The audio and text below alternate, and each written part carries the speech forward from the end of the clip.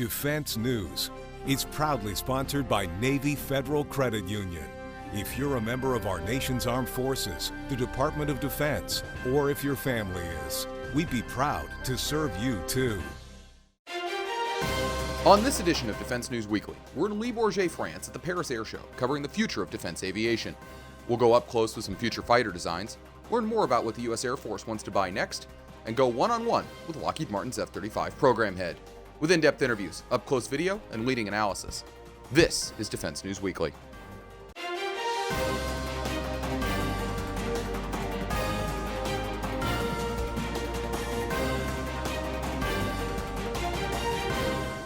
Welcome to this very special edition of Defense News Weekly. I'm Jeff Morton here in Le Bourget outside Paris. As you can see behind me, the show is huge with aircraft from all over the world parked on the ramp. Our Defense News team has certainly been busy as we've spread out across the show, covering everything we can. But before we get into that news, let's head back to Washington, D.C. to cover a major shakeup in Defense Department leadership. In shocking news this week, Patrick Shanahan stepped aside as acting Secretary of Defense and withdrew from consideration to take over the job full-time. The withdrawal came down after reports were published detailing accounts of domestic violence by both his ex-wife and son. Shanahan said in a statement that he hoped to withdraw to spare his family the pain of reliving that experience. His last day in office is set to be June 24th, and Army Secretary Mark Esper is named as the acting Secretary of Defense. Ryan McCarthy, the Undersecretary of the Army, is expected to take over that service in the interim. One big piece of news here revolves around the Kratos XQ-58 Valkyrie loyal wingman drone, as the Air Force is looking to buy 20 to 30 of them for testing and evaluation purposes. According to Dr. Will Roper, the service's acquisition chief, he says that if they do that, it would help them figure out whether or not to start a program of record to equip units with a cheap drone. This comes as Kratos just announced that the drone completed its second test flight, lasting 71 minutes. And in a briefing here that was dominated by the 737 MAX, Boeing says they're committed to owning their mistakes on the KC-46 program that caused the Air Force to stop deliveries over foreign object debris found in delivered aircraft. Boeing officials say they're now going above and beyond the Air Force's requirements and that they're committed to getting it right in the future. And Northrop Grumman and Raytheon say they'll partner on a new 3D printed scramjet-powered hypersonic weapon that will compete in a DARPA-led competition. The two companies say the entry will combine Northrop Grumman's scramjet engine and Raytheon's missile body. Well, they didn't give details of the test schedule. Both companies told reporters that the flight test was planned in the near future, and the two will compete with Lockheed Martin in this competition. There's a term being tossed around here at the show to describe what we're seeing, and that's Fighter Fest, as not one, but two future fighter designs have been unveiled here. One was from France and Germany, while the other was from Turkey. The Franco-German design, known as the Next Generation Fighter, was unveiled in a star-studded ceremony Monday, officiated by French President Macron. After they revealed the aircraft, I headed over to learn what I could. Here's my report. Out here at Le Bourget for the 2019 Paris Air Show, there is undoubtedly one star of the show today, and it's this Next Generation Fighter mock-up that you see here at Dassau's booth. Now, this is part of the Future Combat Air System, which is a partnership between France and Germany, and includes both this next-gen fighter, this loyal wingman-style drone that you kind of see sitting over here in the corner of the display area, and then what arguably could be the most important part of this entire system, which is a combat cloud to tie both of these aircraft together so that that drone can support this fighter. Now again, when you look at this fighter, let's take a look. Sleek, looks very stealthy, looks a lot like a 5th generation fighter, but in reality this is being marketed as a so-called 6th generation. What that means? We're not entirely sure, as that technology is still being developed. So what we know about this, that's what we learned today, is that the engine for this next generation fighter is set to be built by a partnership of Safran and MTU. A demonstrator phase contract is expected by the end of 2019, and we expect to see the first one of these aircraft flying in 2026. So as for what's going to happen in between there, that's this period called the demonstrator phase. That's where they're going to figure out the technology needed to make this aircraft work and do what it's needed. It's a partnership, again, it's a partnership between France, Germany, possibly Spain. They were on hand here for the unveil today. And it's Europe's answer to the F-35 with all of its stealthy capabilities, sensor fusion, and advanced combat capabilities. Again, what you see here is a mock-up of what could be the next generation fighter for both France and Germany in service. To read more about other things going on here at the Paris Air Show, be sure to visit our digital show daily at defensenews.com. And thanks for watching. I'm Jeff Martin. The other new fighter design unveiled here is from Turkey, as Turkish Aerospace made quite the show of revealing their TFX mock-up. But will that fighter ever even get built? Let's take a look. If this aircraft looks like something you've never seen before, you're exactly right, as this is the first time this aircraft is being unveiled here. This is a mock-up of the Turkish Aerospace TFX 5th generation fighter on display here at the Paris Air Show. Now, this aircraft is Turkey's own indigenous design for a 5th generation fighter, which is a very remarkable and lofty goal for that nation to work on and competing. We don't know a lot about the exact technical capabilities of this aircraft, but if you look at it here in front of me, you see the very long, sleek nose, the twin tails, very much looks like a 5th generation fighter, looks very stealthy, honestly looks pretty great. But whether or not it's able to perform or whether or not it's actually going to be able to be built are some of the big questions here. There are lots of doubts about the industrial base to be able to support this or if the technology is there for Turkey to be able to build it. But this program isn't new either. It's been going around for a little bit, talked about by people, but as Turkey and the United States have had recent tensions escalate over Turkey's participation in the F-35 program, this program is suddenly accelerating quite a bit, and we're seeing a lot more of it. The Turkish Aerospace CEO told us today that they expect the first one of these aircraft to fly in 2025, and they expect to have them in service in the Turkish Air Force by 2028. And he didn't mince words, saying in his mind, it will be the best fighter in Europe. But whether or not that happens remains to be seen. Here at the Paris Air Show, I'm Jeff Martin. There's a lot going on with the F-35 program right now, from recently revealed deficiencies to record cost cutting. To get an update, Valkyrie and Sin, I talked with Lockheed Martin's program head, Greg Ulmer. You guys got lots 12, 13, and 14 in the bag. And the big news there was that lot 13, you guys actually got it down, got the F-35A model down to 80 million. We all thought that was going to take you another year to do. So I wanted to ask, how did you guys do that? How did you make it happen? So we've been working on this for quite some time. As you know, we kind of put, the collective enterprise talked about getting an $80 million airplane.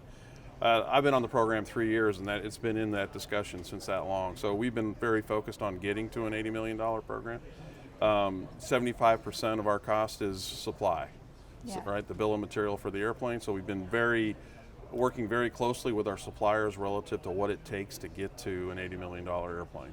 So with that and that focus, we really have been able to work with our supply base and get to not only lot 14, but a lot 13. $80 million. I can't get the specific numbers out yet until we definitize, but I'll tell you lot 13 will be below 80 and lot 14 will be significantly below that number. So I think we're going to surprise a lot of folks relative to what that A model will be. The other big thing that we're not really talking about is the C model. So you're going to see a C model for sure in lot 14 be below a $100 million airplane, and that's very significant for the C model as well. At what point did you guys figure out that you were going to be able to reach those numbers, and what was the reaction both within Lockheed but then externally when you were able to tell the customer, here's the price that we can offer? We've been working together as an enterprise, really, JPO and Lockheed Martin, since last summer with these targets in mind. And I would say probably right after the first of the year, I think both sides start to get a sense that, hey, we're going to be able to accomplish this. So really, early winter time frame this last year, we figured out, hey, we're going to do this. And we just spoke to Ellen Lord. She mentioned that, looking forward, the big question with these contracts is whether the Defense Department can go to a multi-year approach. What does that get the department in terms of maybe greater cost decreases or efficiencies? So a couple of things we have to be a little bit careful because we still don't have milestone C on the program. So full rate production decision, and that's tied to the completion of IOT&E. But once I think that occurs, then the vernacular of multi-year can occur, right? So we're still looking at, do we do another economic order quantity buy? We're studying, do we do a 3-year procurement? Do we do a 5-year procurement? What's the value or what's the benefit to be gained by both of those? So we're looking at that, and that's where we're very focused now. So we have 12, 13, and 14. Now let's look at 15, 16, 17, potentially 18 and 19. And we're working with the JPO, OSD, Miss Lord and company, and what is that opportunity space look like? We also have a TR3 implementation coming on board, so we're going to have a tech refresh right at lot 15. So there's going to be a little bit of upward pressure, right? So we want to bring that new capability in, that new hardware onto the airframe, cost neutral. So we're very focused on looking at a multi-year economic order or quantity procurement, as also that new hardware insertion for TR3. How do we keep that cost neutral? So we're focused on those things in the aggregate. Defense News, we just released an investigation into the remaining Cat 1 deficiencies. Those are the most critical. deficiencies for the program. There's only 13 left, down from like more than 100 a year ago. So that's really great progress. And you guys have laid out, the fixes that you're doing to fix the rest of these issues. But I'm wondering, looking forward, at what point do you think that some of those are going to be able to be eliminated or downgraded? Because I know there's also a process involved there too. Sure. So, they're each kind of, we tried to address each one specifically in our response, but you really do have to look at each one specifically. None of them are safety related. Yeah. Many of them already have fixes in play. It's just we have to complete the work to get them incorporated into the aircraft. And so we have plans in place relative to all of those DRs to get them either downgraded to a lower level DR or implement some kind of resolution to those specific DRs. To keep up to date with all of our coverage, be sure to visit our Facebook, Twitter, and LinkedIn pages. Also, be sure to add us on Apple's News app and other platforms for the latest updates. And when we come back, we'll sit down with the Air Force's acquisition chief and look at a new partnership between Boeing and Nammo. Arguably one of the most trouble-plagued aircraft programs right now is the Sikorsky CH-53K, designed for the U.S. Marine Corps. The program has been long delayed, but is slowly getting its feet under it. Part of that effort is seeing whether or not other countries might want to buy it. To learn more, I flew the simulator and talked to Sikorsky's president. So who's been coming to talk to you? What can you share about Germany and Israel possibly could be buying this aircraft? So the whole German industry's been by here. They've actually flown in the simulator. They've actually looked at the models, and we've had meetings with them about the requirements. And so over the last few years, we brought we took a 53K, completely broke it down, and put it into a C-17 and flew it to Ila, Berlin. It's the first time we've done that. We measured the aircraft almost 8 years ago to fit in a C-17. I'm proud to tell you that it fit perfectly like a glove, and I'm very proud of that. It has the same footprint as a 53E, but almost 3 times the power in that same footprint. We rolled it out of the C-17 and assembled it, and the Germans at Holzdorf were shocked at how quickly it came together. And there's a video of it flying in Ila, Berlin, where it's doing a pirouette down the runway, and it doesn't move at all. And I thought, gosh, our pilots are really better than I ever could be. And then I realized that their hands were up off the controls and that the aircraft was doing. So at least I don't feel so bad about being a pilot. Yeah, so you guys are going to be also possibly competing for Israel, but there's no real word yet. How's the discussions going there? So the Israelis have been by multiple times. They're very interested in this aircraft. They fly our 53s. I think about 50 years ago, they ran a competition and they selected the 53D that they had, and it's a 2-engine version. I'm very proud of the way the Israelis have maintained that airplane in some of the most harshest conditions possible. If you imagine out on their runway, I was standing there with my sunglasses on talking to some of the Israeli pilots flying the D, and I realized my glasses were getting fogged up from the salt spray. So they're like at sea all the time in Israel, and so here, this is a 21st century marinized helicopter that the Marines have designed to go aboard ship, and it fits really well in the Israeli mission. So they're very interested in what this helicopter can do. And so moving on a little bit to the United States side with the U.S. Marine Corps, getting it out, it's been difficult as the testing and getting production ramped up and everything like that. What can you share? Where are things at right now? What are the issues you guys have, and how are you working through them? So with helicopter development, and we started off with this aircraft in a very detailed development cycle, and we've got over 1,400 hours on the helicopter already. We have 20 aircraft in various stages of production going down the line, so we're in production. What we're doing is testing small things that are left over from the test program. We have put all the corners of the envelope. This thing's lifted almost 91,000 pounds off the ground. Just to put it in perspective for you, a Black Hawk has about 2,000 shaft horsepower engines too. This has 3 7,500 shaft horsepower engines. So the power going through this helicopter is like nobody's ever seen before, and it's harnessed through an electronic system that keeps everything working together. So from our point of view in testing, it's done everything we've asked it to do so far, and then some.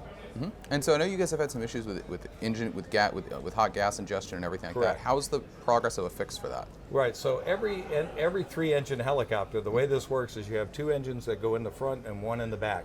Every 3-engine helicopter always has some sort of re-ingestion of hot air.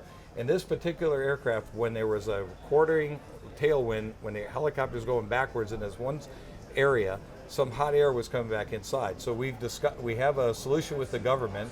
We've agreed on the test plan. We're going to have that fixed. We'll have the solution in place in August and September.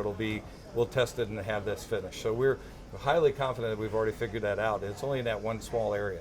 You know, one thing I will say as a plus for the program is that the Marine Corps has had a very solid deployment date of when they want to do the first one, and that really hasn't changed. It has not. So no. what does that say to the program's progress throughout testing, despite negative headline and issues? You guys are still moving along, it seems. Right, and so I would tell you that our customer hasn't lost any faith in us. In fact, they just awarded us 12 more 53Ks in just recently, like in the last 3 weeks.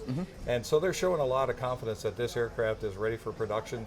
And everything that aircraft is doing now, when we fly the test, we're putting the points even farther out, so the envelope that the pilot's flying will even be safer inside that envelope. So having a vote of confidence from our Congress and from our government is a big boost to the program. All right, Dan, thanks for the time. I really do appreciate you here at the show. Thank you. Appreciate it. Dr. Will Roper leads acquisition for the U.S. Air Force and is credited with changing and speeding up that process.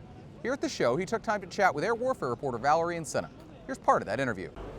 The 804 Authority, I think, suffers from misapprehension based on the original intent of the authority vice how it's being used now. There were a variety of creators. Some of them viewed it as a wholesale overhaul of the acquisition system because you can do that. The authority is that broad. Others thought it should be a very tailored thing to use for programs like hypersonics or advanced weapons, advanced sensors, but not something you would use for a normal major program. My view is that it's somewhere in between. It lets you get on contract a year and a half earlier for an MDAP. And we found that for a variety of MDAPs, including the B-52 re-engine, you can use that year and a half to great effect. It's much better to be on contract with industry and working from day one than sitting around twiddling your thumbs. In the case of B-52 re-engine, we are using that time to do digital engineering for the engine pod integration. So we have all three industry vendors on contract. We have Boeing on contract. They are working together as part of the source selection. They will deliver their digital prototype to us by October. We would normally not even be on contract, and already we have a deliverable that will help us understand, does the vendor understand the challenges of integration? Are they able to keep the center of gravity and the fluid flow around the power pod? Are they able to keep that the same? We will have that earlier. And because we have a year and a half, we can go from virtual prototyping into physical prototyping. So we'll select a vendor, and then we'll do round two, which is you gave us your digital twin, now give us the physical twin. Show us you can do it in the real world. And then we'll down select and we'll award contract and move to the integration side of the program, so move into the production side. So what I view in this program, because I have an extra year and a half, I can spend more time in EMD, engineering, manufacturing, and development.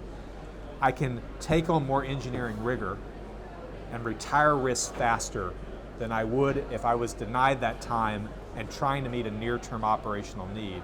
In the case of the B-52, the TF-33 engine has been flown hard. It is an old engine. We have maintainers up at places like Minot that are doing heroes work to piece these engines back together. The depot is doing heroes work to try to do maintenance overhaul with a supply chain that is gone.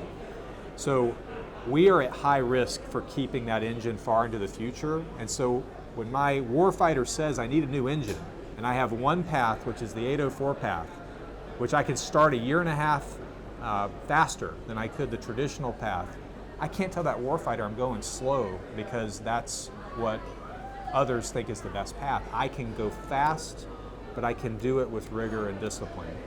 And to close off why I don't think it's a wholesale overhaul of the acquisition system is that we do all of the same documentation we would have in a traditional program.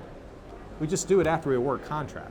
So we get the benefit of jump starting, but we still do all the discipline of documentation. And I think the pushback we've seen from the Hill is a misunderstanding that we still do the rigor. I'm not sure that the entire department is taking that approach, but the Air Force is. So it still is the same as the traditional acquisition, just faster and with more time to do design. And you know this as well as I do, Valerie, most of the programs that have been the cautionary tales in acquisition left EMD too soon. So the opportunity to inject a year and a half into every program, it's an opportunity we have to take. Coming up, we'll look at a new partnership between Boeing and Nammo that could vastly increase the range of artillery. On this week's Money Minute, Navy Federal Credit Union personal finance expert Brian Parker offers his latest tips. There's something exciting about shopping for a new home, but sometimes upgrading your current home can be a more affordable and more rewarding experience. The biggest question, of course, is how to pay for your upgrades. It can be easy to use a credit card, but there's another option that will likely be more affordable: a home equity loan. As you make payments on your mortgage, the balance of your loan goes down. The difference between that loan balance and your home's value is its equity. By working with a lender you can trust, you can determine which equity loan is best for you. And because equity loans typically feature interest rates that are lower than credit cards, you'll save money on your home renovations. Another benefit of using equity loan for a home improvement mission is that the repayment terms are very flexible. So before you start shopping for a new place, take some time to decide if upgrading might be a better fit. Thanks, Brian. We'll see you next time. To get more defense news coverage, be sure to visit our website at defensenews.com and subscribe to our early bird brief, delivered to your inbox every weekday morning to get you ready to start the day. And coming up, we'll look at a new partnership between Boeing and Nammo that could vastly increase the range of artillery. And when it comes to range, artillery has traditionally been pretty limited.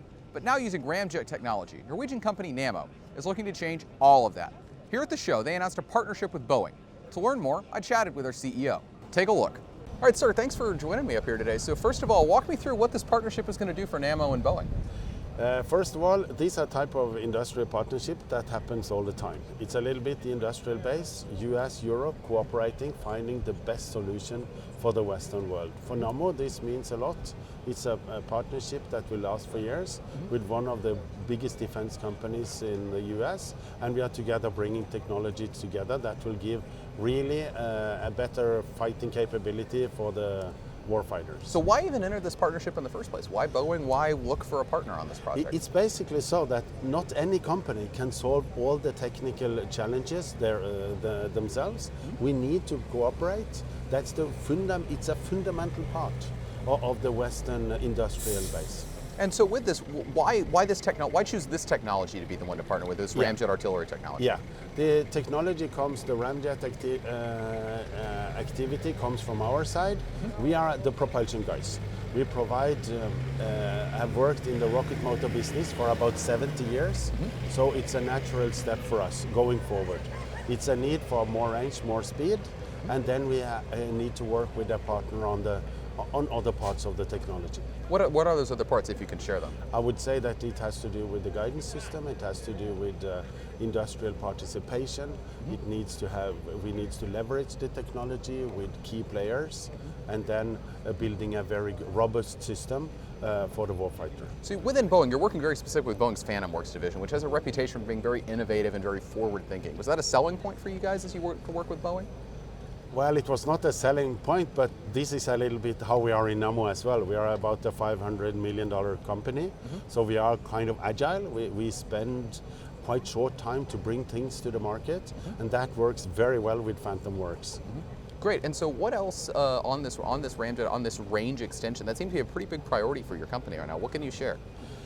It's the fundamental thing with this is that it has, we are providing a gun-launched rocket system that will outtake all range competitors in these kind of scenarios. It will close the range gap between the Western world and our potential adversaries. And so when it comes to ramjet artillery, you look at it seems like artillery shells are by their very nature relatively cheap because they're shells. Yeah.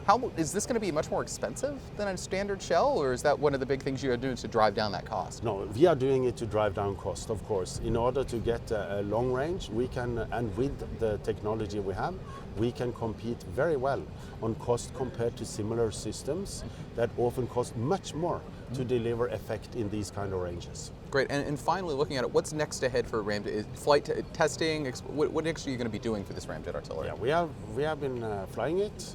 We are in the test phase. We expect to have it on the market within 5 years from now. We are confident that we will meet the deadline.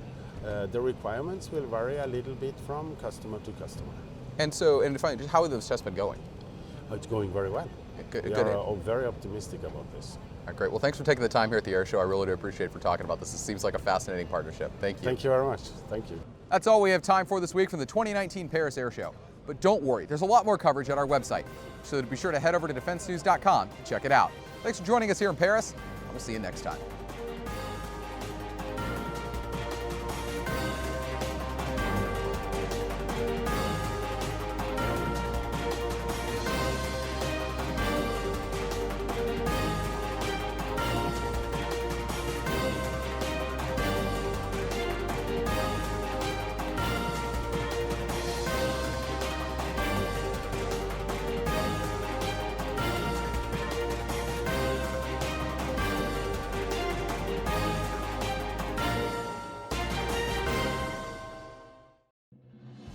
Defense News. It's proudly sponsored by Navy Federal Credit Union. If you're a member of our nation's armed forces, the Department of Defense, or if your family is, we'd be proud to serve you too.